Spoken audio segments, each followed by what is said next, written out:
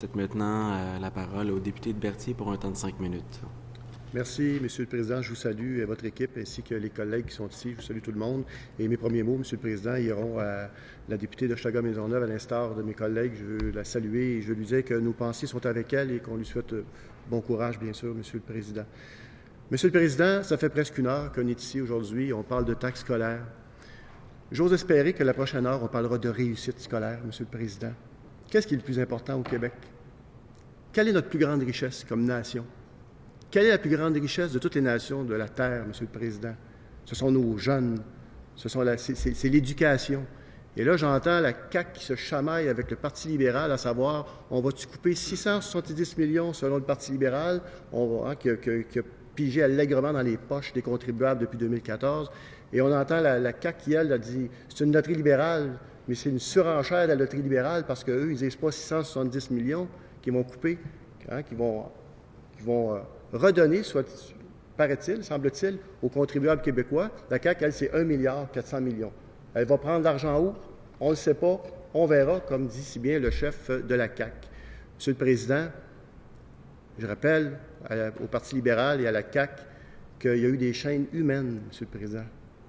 Les parents se sont pratiquement enchaînés autour de leur école pour protéger leur école. Pourquoi? Parce que depuis 2014, il y a eu 2,260 milliards de coupeurs du Parti libéral en éducation, alors que ça devrait être, à mon avis et à notre avis au Parti québécois, un budget protégé. 2,260 milliards, vous imaginez la somme, en passant le 1,4 milliard proposé par la CAQ, là, ça équivaudrait à pouvoir engager 14 000 professeurs et professionnels de l'éducation demain matin. Ça équivaudrait à pouvoir rénover et construire au total 100 écoles par année au Québec. On a des écoles qui sont infestées de champignons. On a des écoles qu'on va démolir sous peu. On a des enfants qui vont à l'école dans des situations incroyables.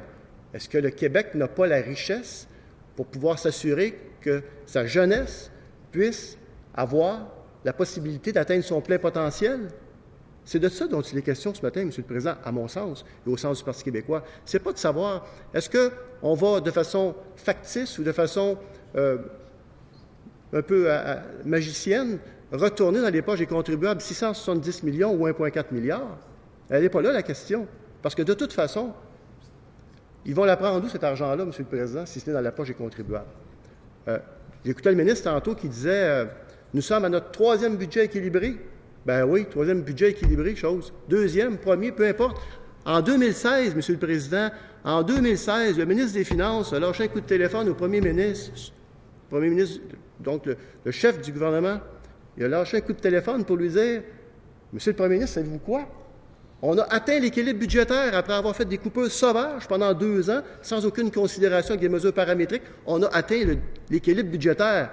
Alors, on peut arrêter, Monsieur le Premier ministre. Vous savez ce qu'a répondu le premier ministre? Il a dit non, on dit tout le caucus est d'accord, les députés du Parti libéral sont tous d'accord, puis la CAQ, c'est le plan de la CAQ qu'on joue présentement, fait qu'ils sont sûrement d'accord. Alors, on n'arrête pas les coupures. Pourquoi? Pourquoi on n'arrête pas les coupures alors qu'on a atteint l'équilibre budgétaire? Parce qu'on veut se ramasser un trésor de guerre pour l'élection du 1er octobre 2018. Alors, ce que j'entends présentement ce matin, Monsieur le Président, là, c'est d'une infinie tristesse. Honnêtement, là, c'est pathétique, c'est d'une infinie tristesse. On est en train de jouer sur l'avenir de nos jeunes au Québec. L'éducation, là, c'est la priorité, c'est une priorité nationale, et ne pas y voir, c'est une honte nationale, Monsieur le Président. C'est inacceptable. J'ose espérer entendre la CAQ et le Parti libéral, Monsieur le Président, parler de la réussite de nos jeunes. Le gouvernement a mis au chômage 350 professionnels de l'éducation depuis 2014. On a échappé des jeunes, Monsieur le Président, au Québec. On a échappé des jeunes. J'ose espérer qu'on n'a pas trop échappé, puis j'ose espérer qu'on réussira à réparer, j'ose espérer, pas l'irréparable, Monsieur le Président, mais c'est incroyable, c'est inacceptable ce qui se passe ici, ce matin, au Salon Bleu, Monsieur le Président. J'invite mes collègues là, à recentrer le débat sur la réussite de nos jeunes. J'invite mes collègues là, à faire en sorte que leur priorité, là, ce soit la réussite scolaire. Je n'ai pas entendu le mot réussite scolaire. Ça fait 1 heure qu'on est ici au Salon Bleu ce matin. On va me dire, on parle du projet de loi. Je m'excuse. On parle du projet de loi, mais ils ont débordé amplement du projet de loi, Monsieur le Président. Je vois le ministre qui sourit un peu face au constat que je lui fais. Là. Mais, s'il vous plaît, les amis, là, s'il vous plaît, les législateurs, là, on peut-tu recentrer le débat, puis parler de nos jeunes, puis de la réussite scolaire, puis se donner les moyens d'atteindre leur plein potentiel. Merci, M. le Président. Merci, Monsieur le député de Berthier.